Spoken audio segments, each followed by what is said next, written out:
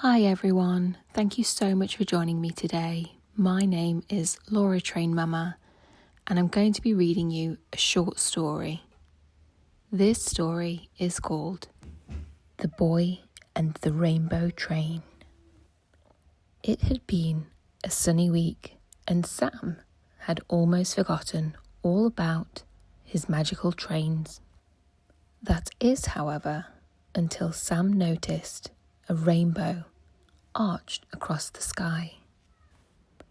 The silver whistle on his bedside table suddenly began to hum.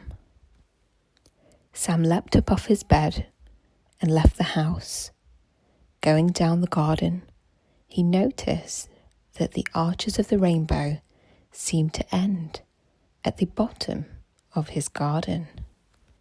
Sam heard a sound, a slight chuffer, chuffer, chuffer, chuffer, chuffer, chuffer, and it took his gaze off the end of the rainbow, and it took it upwards as he noticed a train come into view. This train was like no other he had ever seen before. It was entirely made of light, and as it rolled up to the end of his garden, it left a stream of rainbows in its wake. The windows of the train sparkled like gemstones, and its wheels spun with streaks of colour in every hue. Ready for a new kind of ride, kid?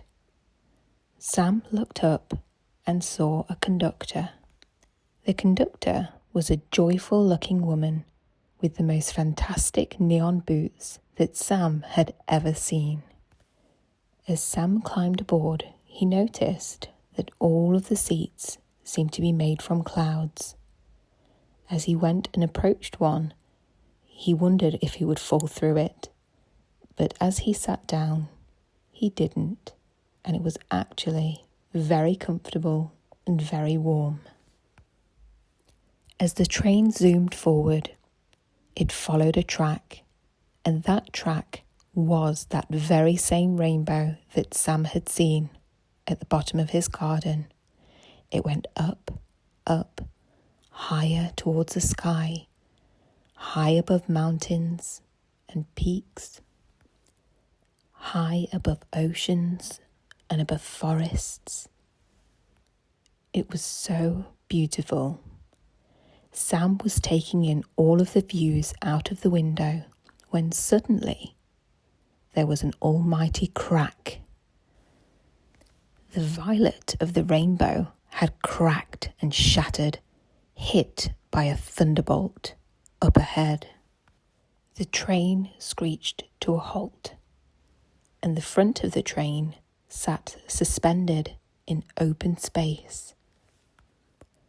They couldn't possibly move forward, and they noticed that suddenly the rainbow was not only fading, but it was crumbling away in fragments, faster and faster.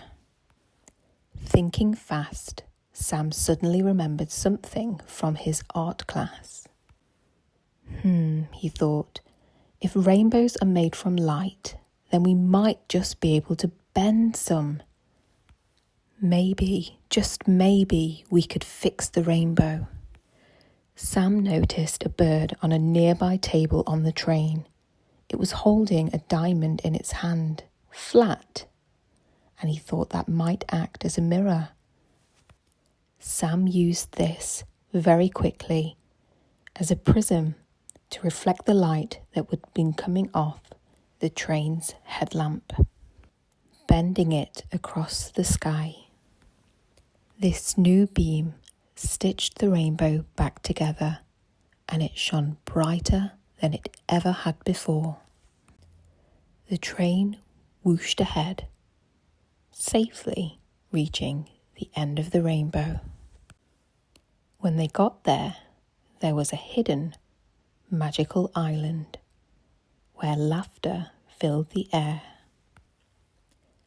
As the train rattled on and Sam's garden started to come into view, the conductor tapped Sam on the shoulder. "Here you go, kid," she said. She handed Sam a prism pendant. "For light," she said, "when you need it the most."